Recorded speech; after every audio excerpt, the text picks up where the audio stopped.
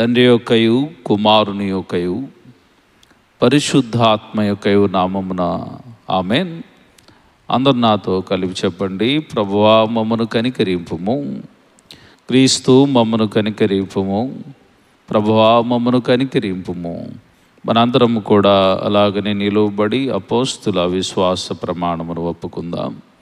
భూమి ఆకాశములను సృజించిన సర్వశక్తి గల తండ్రి అయిన దేవుని నమ్ముచున్నాను.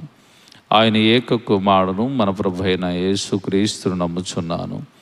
ఈయన పరిశుద్ధాత్మ వలన గర్భమున ధరింపబడి కన్య అయిన మరియకు పుట్టి పొంతు పిలాతు అధికారము క్రింద శ్రమపడి సిలువ వేయబడి చనిపోయి సమాధి చేయబడిననియు అదృశ్య లోకంలోనికి దిగిననియు చనిపోయిన వారిలో నుండి మూడవ దినమున లేచి పరలోకమునకెక్కి సర్వశక్తి గల తండ్రి అయిన దేవుని కుడి చేతి వైపున కూర్చుని ఉన్నాడనియు సజీవులకును మృతులకును తీర్పు చేయుటకు అక్కడి నుండి వచ్చునని నమ్ముచున్నాను.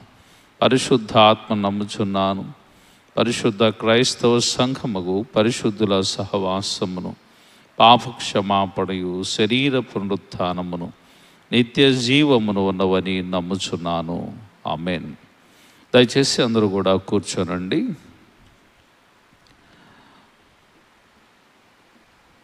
పరిశుద్ధ గ్రంథము నుండి దేవుని వేద వాక్యమును ధ్యానం చేసుకుందాం. ద్వితీయోపదేశ కాండము మొదటి అధ్యాయము. ద్వితీయోపదేశ కాండము మొదటి అధ్యాయము 28వ వచనము నుండి కొన్ని వచనాలను చదువుగా విందాం.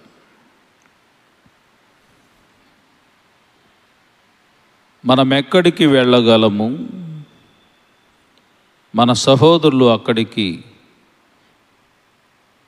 జనులు మనకంటే బలిష్ఠులను ఎత్తరులనై ఉన్నారు. ఆ పట్టణములు గొప్పవై ఆకాశమునంటూ ప్రాకారములతో ఉన్నవి. అక్కడ అనాకీయులను చూచితిమని చెప్పి మా హృదయములను కరగజేసిరని మీరు చెప్పితిరి. అప్పుడు నేను మిమ్మను చూచి దిగులు పడకుడి, వారికి భయపడకుడి. మీకు ముందర నడుచుచున్న మీ దేవుడైన యెహోవా మీ కన్నుల ఎదుట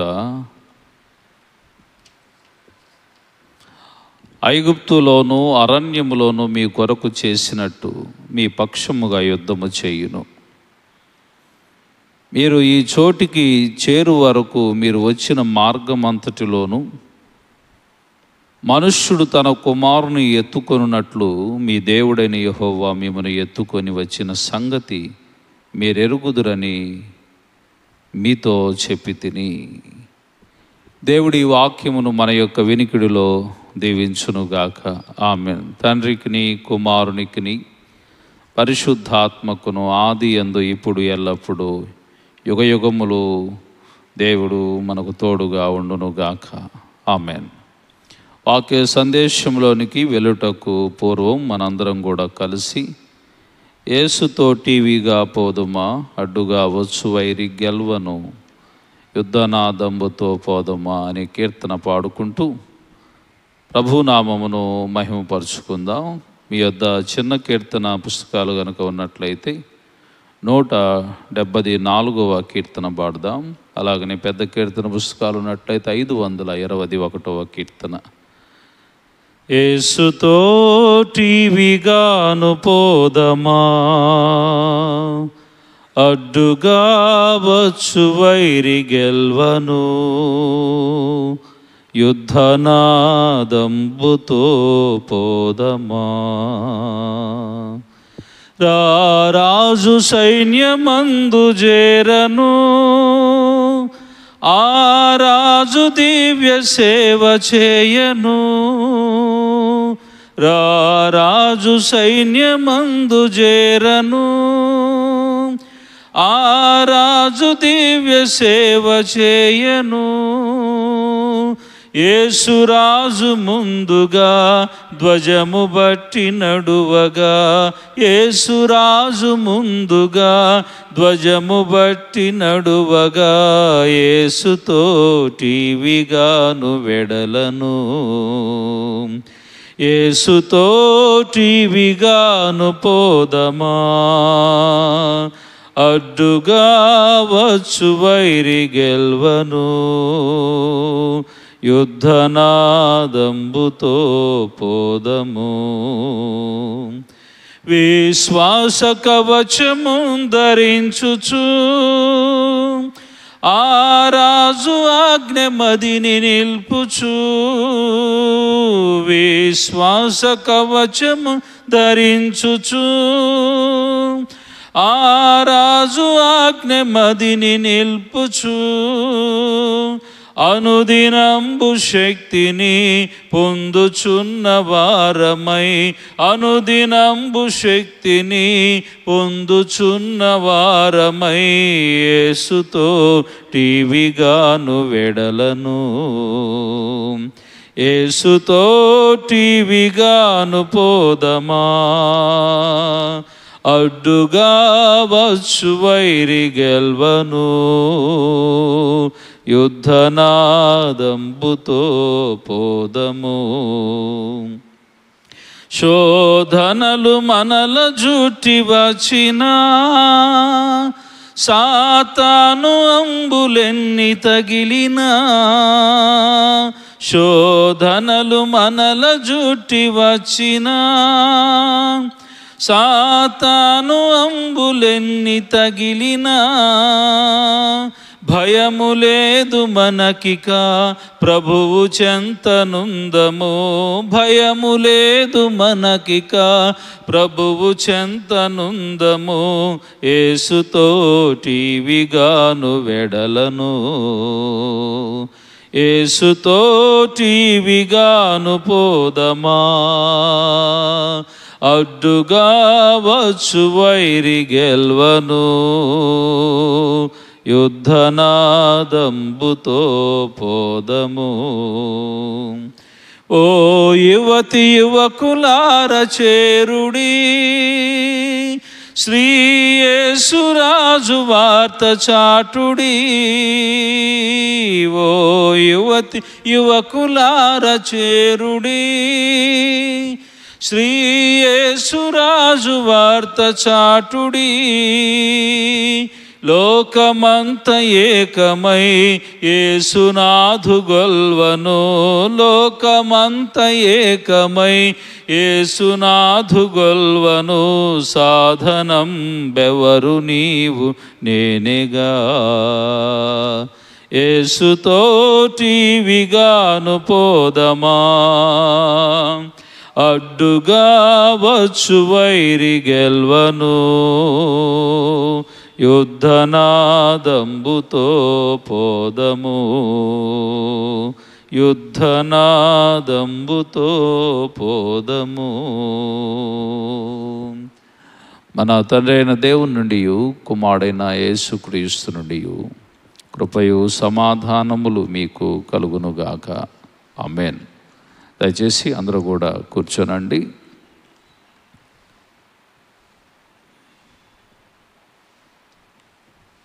ప్రభునందు ప్రియమైన దేవుని బిడ్డలారా, మన ప్రభు అయిన యేసుక్రీస్తు వారి ఘనమైన అమూల్యమైన నామంలో ఈ ఉదయకాలపు ఆరాధనకు చేరి వచ్చిన మీ అందరికీ కూడా నా హృదయపూర్వకమైన వందనాలని తెలియజేస్తున్నాను. అలాగనే ఆన్లైన్లో వీక్షిస్తున్న ప్రతి ఒక్కరికి కూడా నా హృదయపూర్వకమైన వందనాలు తెలియపరుచుతూ ఉన్నాను. ప్రియమైన వారులారా, ఈరోజు నుంచి మనము మరి గడిచిన కొన్ని దినములుగా పరిశుద్ధ గ్రంథము ఆది కాండము నుండి ధ్యానం చేసుకుంటూ ఈరోజు మనము ద్వితీయోపదేశ కాండమును ప్రారంభించుకుంటూ ఉన్నాం. ఈ ద్వితీయోపదేశ కాండము గురించి క్లుప్తముగా కొన్ని విషయాలను మనం తెలుసుకొని ఈరోజు వాక్యాన్ని కూడా కొద్ది నిమిషాలు తెలుసుకొని క్లోజ్ చేసుకుందాం. ఈ గ్రంథమును మోషే భక్తుడు రాశాడు. ముఖ్యముగా క్రీస్తుకు పూర్వం 1446 అలాగనే 1406 సంవత్సరాల మధ్య కాలంలో రాసి ఉంటాడని భక్తుల యొక్క ఉద్దేశము. అయితే ద్వితీయోపదేశ కాండం ఈ పదములోనే దీని యొక్క అర్థం ఏమిటో మనకు అర్థమవుతుంది. ద్వితీయము అనగా రెండు, ఉపదేశము, రెండవసారి ఉపదేశించటము. మోషే భక్తుడు తన యొక్క జర్నీ ప్రారంభమైన తరువాత నిర్గమాకాండము దగ్గర నుండి దేవుడు పిలుచుకున్న నాటి నుండి దేవుడు మోషేకు ఇవ్వబడినటువంటి ఆజ్ఞలు, విధులు, కట్టడలు, దేవాలయమునకు యాజకత్వము చేయవలసిన పనులు, ఇశ్రాయేలు సర్వ సమాజము చేయవలసినటువంటి పనులు, వాళ్ళు నూతనముగా అడుగు పెట్టబోతున్నటువంటి పాలు తేనెలు ప్రవహించు కానాను దేశములో ఎలా నడుచుకోవాలనే విషయాలను, వీటన్నిటిని కూడా ఈ ద్వితీయోపదేశ కాండంలో వివరించి తెలియచెప్పటము, రెండో పర్యాయము వాళ్ళకి రిమైండ్ చేయటం. ఎందుచేతనో అనగా వీళ్ళు యోర్ధానుకు ఇద్దరినున్నటువంటి అరణ్యములో వీరు ఉన్నారు. మోషే భక్తుడికైనను అహరోనుకైనను దేవుడు పాలు తేనెలు ప్రవహించేటువంటి కానాను దేశంలో అడుగు పెట్టడానికి వారికి అవకాశం ఇవ్వలేదు. కనుక అయ్యా, నా జర్నీ అనేటువంటిది ఇక్కడతోటి ఆగిపోతుంది, యోర్ధానుకు ఇద్దరినే ఆగిపోతుంది. కనుక నేను ఇంక అక్కడికి అడుగు పెట్టలేను. కనుక మీరు మరి ఒకసారి ఈ వాక్యములనేటువంటి వాటిని మీరు వినాలి అని ఆయన ఈ విషయములన్నిటిని కూడా ద్వితీయోపదేశ కాండంలో ఆయన ప్రాముఖ్యమైనటువంటి విషయాలను తెలియచెప్పుకుంటూ వచ్చాడు. ప్రియమైన వారలారా, ముఖ్యంగా ఈ యొక్క గ్రంథాన్ని గురించి మనం ఆలోచన చేస్తున్నప్పుడు, దీనిని మనము చూస్తూ ఉన్నప్పుడు, గ్రీక్లో మనం మాట్లాడుతూ ఉన్నప్పుడు డియోటెరస్ అని అంటారు. తర్వాత రెండో పదం ఏమిటంటే నోమోస్ అంటారు. డియోటెరస్ అనేటువంటి మాటకు అర్థం ఏమిటంటే రెండవదిగా, నోమోస్ అనేటువంటి మాటకు అర్థం ఏంటంటే ధర్మశాస్త్రము అని అర్థం. అంటే రెండవ పర్యాయము మరలా ఇచ్చినటువంటి ధర్మశాస్త్రం. అంటే ఏదో కొత్త ధర్మశాస్త్రాన్ని ఇవ్వటం కాదు, కానీ ఆ జరిగిపోయినటువంటివి నిర్గమాకాండంలో మోషేకు సీనాయి పర్వతం మీద దేవుడిచ్చిన ఆ యొక్క ఆజ్ఞలు, విధులు, కట్టడలు ఏవైతే ఉన్నాయో వాటిని తిరిగి ప్రజలకు రిమైండ్ చేసేదాన్ని మరి మనం జ్ఞాపకం చేసుకుంటూ ఉంటాం. ఈ యొక్క ద్వితీయోపదేశ కాండం అంతటిని కూడా మనం చూస్తున్నప్పుడు 3 ఉపన్యాసాలు కనపడతా ఉంటాయి. ఏమిటి 3 ఉపన్యాసాలు అని అంటే, 1వ అధ్యాయం నుంచి 4వ అధ్యాయం వరకు చూస్తున్నప్పుడు మోషే భక్తుడు ఇశ్రాయేలు యొక్క గత చరిత్ర అంతా కూడా తెలియజెప్పుకుంటూ తీసుకొస్తాడు. దేవుడు ఐగుప్తు దేశములో నుండి మిమ్మల్ని ఎలా కాపాడాడు, మీరు అక్కడ ఏ విధమైనటువంటి ఇబ్బందులు అనుభవించారు, ఆ అనుభవించినటువంటి ఇబ్బందులు ఏమైతే ఉన్నాయో వీటన్నిటిలో నుంచి దేవాతి దేవుడు మిమ్మల్ని ఎలా సంరక్షించాడు, ఎలా కాపాడుకుంటూ తీసుకొని వచ్చాడనే విషయాలను 1వ అధ్యాయం నుండి 4వ అధ్యాయం వరకు కూడా తెలియచెప్తాడు. తర్వాత దీనిలో 2వ ఉపన్యాసం ఏమిటి అని మనం ఆలోచన చేస్తూ ఉన్నప్పుడు, ఇది మరి 4వ అధ్యాయం నుండి 26వ అధ్యాయం వరకు చూస్తూ ఉంటే దేవుడిచ్చినటువంటి ఆజ్ఞలను, విధులను, కట్టడలను, యాజకులు చేయవలసినటువంటి కార్యములు, బలుల యొక్క అర్పణలు, విధులు, విధానాలు ఏవైతే ఉన్నాయో వీటన్నిటిని 2వ ఉపన్యాసముగా ఈ ద్వితీయోపదేశ కాండములో తెలియచెప్తాడు. తర్వాత 27వ అధ్యాయం నుండి చివరి వరకు చూస్తూ ఉన్నప్పుడు మరి మోషే భక్తుడు తెలియచెప్పేటువంటి ఇంకొక శ్రేష్టమైన విషయం ఏంటంటే, నాయనలారా, మీరు నూతనమైనటువంటి దేశంలోనికి మీరు అడుగు పెట్టబోతా ఉన్నారు. పాలు తేనెలు ప్రవహించేటువంటి కానాను దేశంలోనికి మీరు అడుగు పెట్టబోతూ ఉన్నారు కనుక ఆ అడుగు పెట్టబోచు ఉన్నటువంటి ఆ దేశంలో మీరు దేవుని ఎడల విధేయత కలిగి భయభక్తులు కలిగి జీవిస్తే మీకు ఆశీర్వాదం. దేవుని ఎడల భయభక్తులు కలిగి విధేయత కలిగి జీవించకుండా ఉంటే మీకు శాపములు అనేటువంటివి సంభవిస్తూ ఉంటవి. కనుక మీరు అక్కడ అభివృద్ధి చెందాలనంటే దేవుని మాటకు లోబడి జీవించండి అని ఈ యొక్క అధ్యాయం అన్నటువంటిది తెలియచెప్పి మోషే భక్తుడు దేవుని పిలుపు అందుకొని ప్రభు సన్నిధికి వెళ్ళిపోతూ ఉంటాడు. ఇది ఈ యొక్క ద్వితీయోపదేశ కాండంలో మనం చూసేటువంటి ప్రాముఖ్యమైనటువంటి విషయాలు. అయితే మొదటి అధ్యాయం అనేటువంటిది మనం చూస్తూ ఉన్నప్పుడు ఈ అధ్యాయం నందు ప్రాముఖ్యంగా జ్ఞాపకం చేసుకోవలసినటువంటి విషయాలు ఏమిటి అని అంటే, మోషే మొదటి వచనం నుండి 8వ వచనం వరకు మనం చూస్తూ ఉన్నప్పుడు ఇశ్రాయేలు సీనాయి పర్వతం నుండి బయలుదేరిన సంగతులన్నిటినీ కూడా గుర్తు చేస్తూ ఏది ద్వితీయోపదేశ కాండము మొదటి అధ్యాయంలో వీటన్నిటిని కూడా గుర్తు చేస్తూ సీనాయి పర్వతము దగ్గర దేవుడు వారితో చేసినటువంటి నిబంధనలను, వాగ్దానాలు అనేటువంటి వాటిని గుర్తు చేసి క్రొత్త దేశమును స్వాధీనపరచుకోండి అనేటువంటి పిలుపునిస్తూ ఉంటాడు. అర్థమవుతుందండి?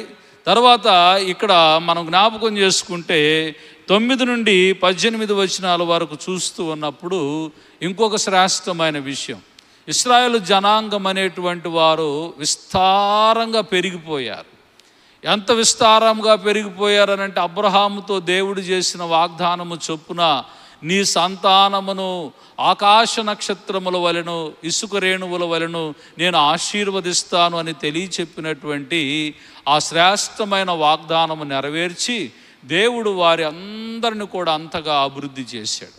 ఇంతగా అభివృద్ధి అయిపోయినటువంటి ఈ జనాంగములకు మోషే ఒక్కడే న్యాయం అనేటువంటిది తీర్చడం, వారి వేద్యములకు న్యాయం అనేటువంటిది తీర్చడం చాలా కష్టమైపోయింది. అందుచేత ఆ కష్టతరమైనటువంటి పరిస్థితులన్నిటికీ ఆయనకి దేవుడు ఇచ్చినటువంటి సలహా, తన మామ అయినటువంటి ఇత్రో ఇచ్చినటువంటి సలహా ఏమిటి అని అంటే, 1000 మందికి ఒకళ్ళు చొప్పున, 100 మందికి ఒకళ్ళు చొప్పున, 50 మందికి ఒకళ్ళు చొప్పున, 10 మందికి ఒకళ్ళు చొప్పున న్యాయాధిపతులుగా ఉన్నటువంటి వారిని ఏర్పాటు చేయి. వాళ్ళు ఏం చేస్తారంటే 1000 మందిని చూసుకోగలిగే కెపాసిటీ కలిగిన వారికి 1000 మందిని చూసుకోగలిగే వ్యక్తికి వాళ్ళని అప్పగించేసాయి. అలాగనే 100 మందిని చూసుకోగలిగేటువంటి వ్యక్తికి మరి వాళ్ళని అప్పగించేసాయి. 50 మందిని చూసుకోగలిగే వారికి ఎందుకు, వాళ్ళలో వచ్చే వేద్యములు, గొడవలు, గందరగోళాలు, తీర్పులు ఇవన్నీ కూడా మోషే ఒక్కడే చూసుకోవాలని అంటే చాలా కష్టతరం గనక ఆ విషయం నేను చేశాను నాయన అని మరలా వాళ్ళకి రిమైండ్ చేస్తూ ఉన్నాడు. 3వ ప్రాముఖ్యమైన విషయం ఈరోజు వాక్యానికి చాలా ముఖ్యమైనటువంటిది. ఏమిటి ఈ 3వ ప్రాముఖ్యమైనటువంటి విషయం ఏమిటనంటే, వీళ్ళందరినీ కూడా హోరేబులో మరి సాగిపోతూ ఉన్నప్పుడు దేవుడు మరి వారికి ఉన్నతమైనటువంటి కృప అనేటువంటిది అనుగ్రహించాడు. నాయన, మీరందరూ కూడా వెళ్ళి పాలు తేనెలు ప్రవహించుచున్నటువంటి దేశంలోనికి వెళ్ళి ఆ దేశం ఎలాంటిదో ఏ విధమైనటువంటిదో చూసిరండి అని గోత్రముల్లో ఉన్నటువంటి ఒక్కొక్కళ్ళని పెద్దలుగా ఉన్న వారిని ఏర్పాటు చేసుకొని ఆ ప్రాంతంలోనికి 12 గోత్రాల వారికి 12 మందిని పంపించాడు. ఈ పంపించిన తర్వాత వీళ్ళందరూ కూడా ఆ దేశం అంతటిని కూడా చూశారు. ఆ దేశమంతా కూడా చూసినప్పుడు మోషే వారిని పంపిస్తూ వారికి తెలియచెప్పిన మాట ఏమిటి అని అంటే, ఇదిగో మీరు అక్కడికి వెళ్ళిన తర్వాత అక్కడ పండ్లు ఎలాంటివో, ఫలములు ఎలాంటివో, మనుష్యులు ఎలాంటి వారో, ఏ విధమైనటువంటి అక్కడ ధాన్యం, ఎలాంటి ధాన్యం దొరుకుతుంది, ఇవన్నిటిని కూడా మీరు రుజువులు తీసుకొని రావాలి అని చెప్పారు. ఈ తీసుకొని రావాలని చెప్పినప్పుడు వీళ్ళు అక్కడికి వెళ్ళారు. వెళ్ళిన తర్వాత వాళ్ళు ఆ ప్రాంతం అంతయు కూడా మరి తిరిగి సంచారం అన్నటువంటిది చేసి మరలా మోషే దగ్గరకు తిరిగి వచ్చారు. తిరిగి వచ్చేటప్పుడు వారు అక్కడ నుంచి ద్రాక్షా గెలలు తీసుకుని వచ్చారు. ఈ ద్రాక్షా గెలలు ఎలాగా మనం ఎలా తీసుకుంటామో, ఇక్కడ బజారులో మనం వెళితే ఒక ఎంత పావు కేజీ ఇవ్వమ్మా లేకపోతే అర కేజీ ఇవ్వమ్మా అని చెప్పి తీసుకొని పొట్లం కట్టుకొని పొట్లం చేతితో పట్టుకొని పోతాం. కానీ వీళ్ళు తీసుకొచ్చినటువంటి ద్రాక్షా గెలలు ఎలాంటివి తీసుకొచ్చారో తెలుసునా? అక్కడ నుంచి వారు ఇద్దరు కూడా అటువైపున ఒకళ్ళు ఇటువైపున ఒకళ్ళు మధ్యలో ఆ ద్రాక్షా గెలను కట్టుకొని, ఏది మనము కావిడి తీసుకుని వస్తాము చూసావా, అలాగ వాళ్ళు మోసుకొని తీసుకుని వచ్చారంట. ఒక్కొక్క గెల ఆజానుబాహులు అంత ఎత్తుగా అంత పొడవుగా ఉన్నదట. అంత ఉన్నతమైనటువంటి దేశంలోనికి వీరు వెళ్ళినప్పుడు వీళ్ళు ఏమి చూశారు అక్కడ అనంటే, అక్కడ ఆ ప్రాంతం అంతటిని కూడా చూసినప్పుడు అనాకీయులు అనబడేటువంటి వారిని చూశారు. అనాకీయులు అనగా అర్థం ఏమిటంటే వీళ్ళందరూ కూడా మరి నెఫీలీయుల యొక్క వారసత్వంలో నుండి వచ్చినటువంటి వారు. నెఫీలీయులు అంటే వాళ్ళని జైంట్స్ అంటారు. జైంట్స్ అంటే అర్థం ఏమిటి? ఇప్పుడు ఈ పైన చూసారా, దీని మీద ఇంకా టాప్ 2 అంతల టాపుగా ఉండేటువంటి మనుషులు అక్కడ ఉన్నారయ్యా. వెళ్ళినటువంటి వారిలో 10 మంది చెప్పిన మాట ఏమిటి అనంటే, ఇదిగో ఆ ప్రాంతము బహు గొప్పదైనటువంటి ప్రాంతము, చాలా ఉన్నతమైనటువంటి ప్రాంతం. అక్కడికి వెళితే ఉన్నత దేహులుగా ఉన్నటువంటి వారు ఉన్నారు. వాళ్ళను మనము జయించలేము, మన వల్ల కానే కాదు వాళ్ళను జయించుట. ఏమాత్రమని కూడా వారిని ఓడించటం అనేటువంటిది మన వల్ల కానటువంటి పని అని వచ్చి ఈ 10 మంది ఏం చెబుతున్నారు అని అంటే, ఇశ్రాయేలు సర్వ సమాజం అంతటిని కూడా కలవరానికి గురి చేసి పడేశారు. ఇదిగో ఎంతో కలవరమును గురి చేసేసారు. మనం జయించాలంటే మన వల్ల కాదు. వాస్తవానికి ఇశ్రాయేలుకి తెలుసుకోవాల్సిన విషయం ఏమిటి? ఇప్పుడు దాకా వాళ్ళ శక్తిని బట్టి, వాళ్ళ బలాన్ని బట్టి, వాళ్ళ యుక్తిని బట్టి, వాళ్ళ ఆలోచన విధానాన్ని బట్టి వారు విజయములు సాధించుకున్నారనే వాళ్ళ ఆలోచన. మనము జయించలేమని వీళ్ళు మాట్లాడుతూ ఉన్నప్పుడు మోషే దాన్నే రిమైండ్ చేస్తూ ఉన్నారు. మీలో 10 మంది దాకా ఇదిగో ఈ ప్రజలను కలవరపరిచారు, కానీ యెఫున్నె కుమారుడైనటువంటి కాలేబు, నూను కుమారుడైనటువంటి యెహోషువ అనబడేటువంటి ఇద్దరు తప్పించి మనం అక్కడికి వెళ్ళగలము, మన దేవుడు మనకు విజయాన్ని ఇవ్వగలడు అని వీళ్ళిద్దరే చెప్పారు. అందుచేతనే మనం జ్ఞాపకం చేసుకోవాల్సిన ఇశ్రాయేలు యొక్క అవిశ్వాసము వాళ్ళ యొక్క మనోనేత్రాలకు ఎంత గుడ్డితనం అనేటువంటిది కలుగు చేసింది అనేటువంటి విషయాన్ని మనం చాలా సుస్పష్టంగా తెలుసుకోవాలి. ఎందుకంటే భూమి మీద ఎన్నడూ ఎప్పుడు కని విని ఎరుగనటువంటి గొప్ప గొప్ప అద్భుత కార్యములు అనేటువంటి వాటిని ప్రభువు వారి పట్ల చేశాడు. ఐగుప్తు దేశంలో మనం చూస్తూ ఉన్నప్పుడు ఆయన 10 రకములైనటువంటి తెగుళ్ళు అనేటువంటి వాటిని తెచ్చాడు. నైలు నది నీళ్ళు అనేటువంటివి రక్తముగా మారిపోయేటట్లుగా చేశాడు. అక్కడ కప్పలు విస్తారంగా వచ్చేటట్లు చేశాడు. తర్వాత పేలు దోమలు అనేటువంటివి వచ్చి వారిని కుట్టేటట్లుగా చేశాడు. ఈగల గుంపులు వచ్చేటట్లుగా చేశాడు. మరలా మనం చూస్తూ ఉన్నప్పుడు పశువులు అనేటువంటివి మరణించేటట్లుగా చేశాడు.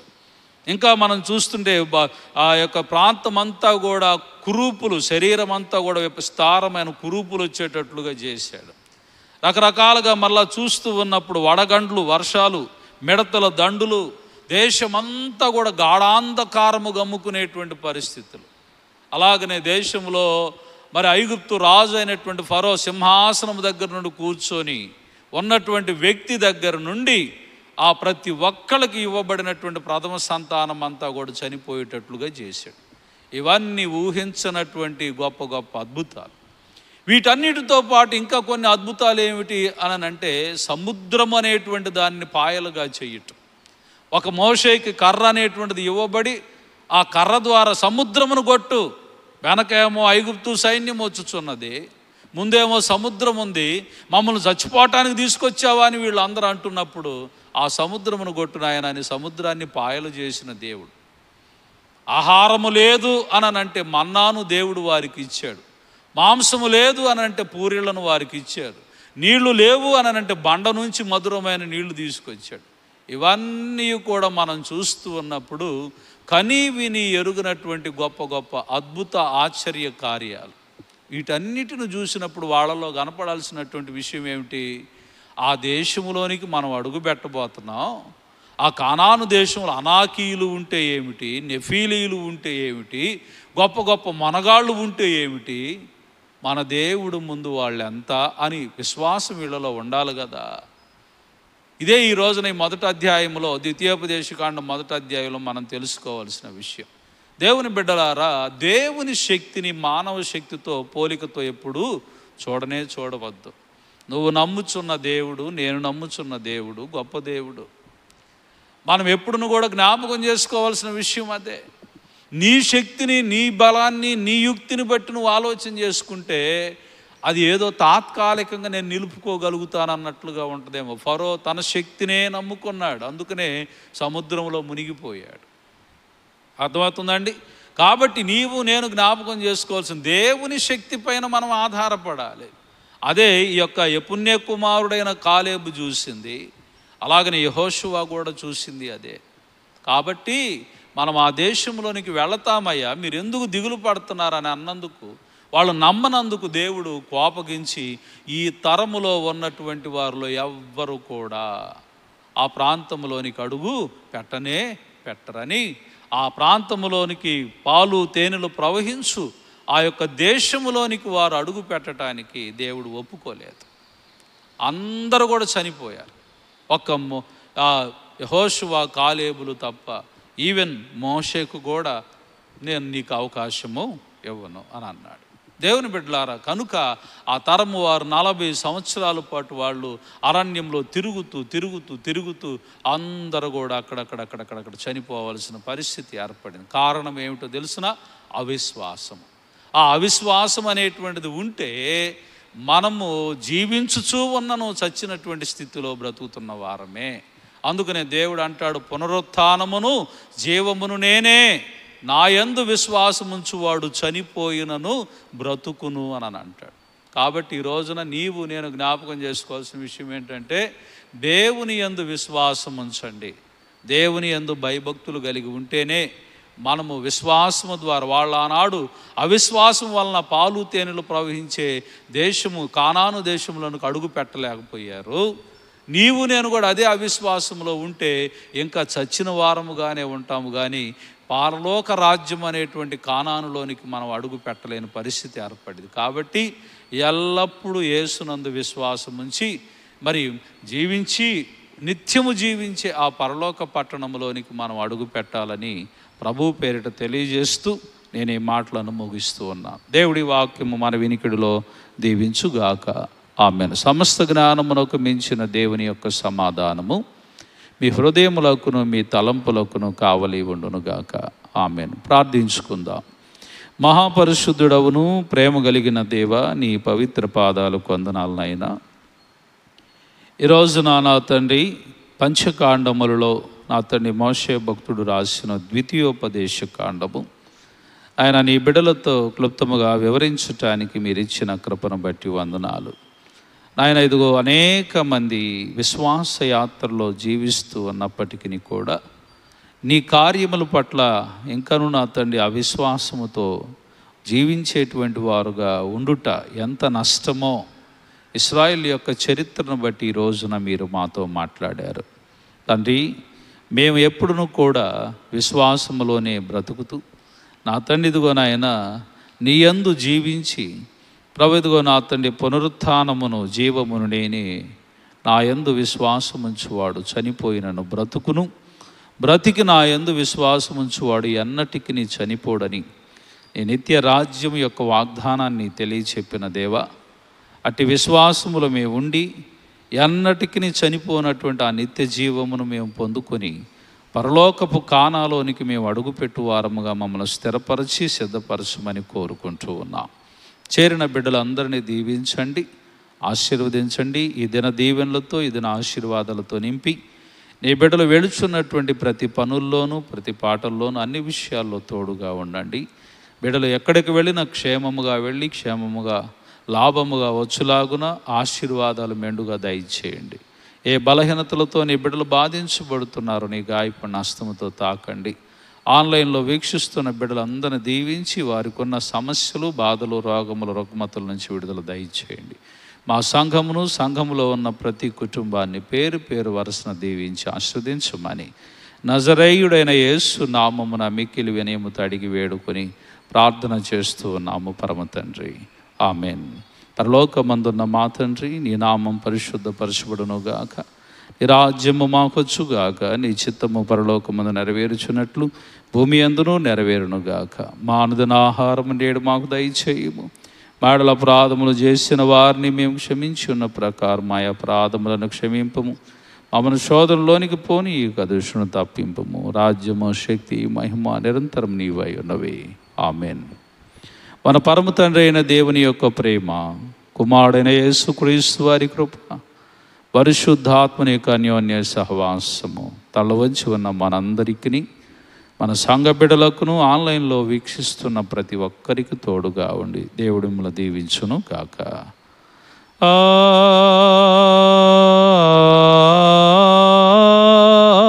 ఆమేన్.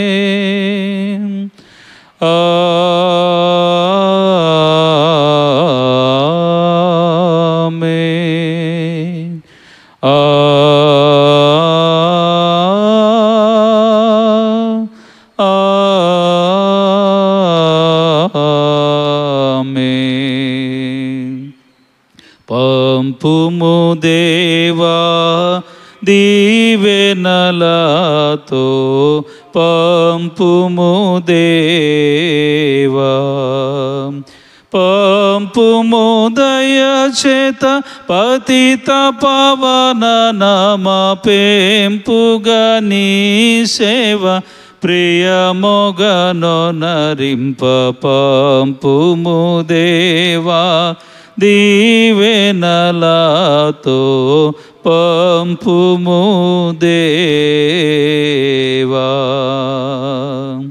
ఆమేన్. అందరికీ వందనాలండి. రేపు ఉదయకాలపు ఆరాధనలో కలుద్దాం. అందరూ క్షేమంగా వెళ్ళండి. God bless you.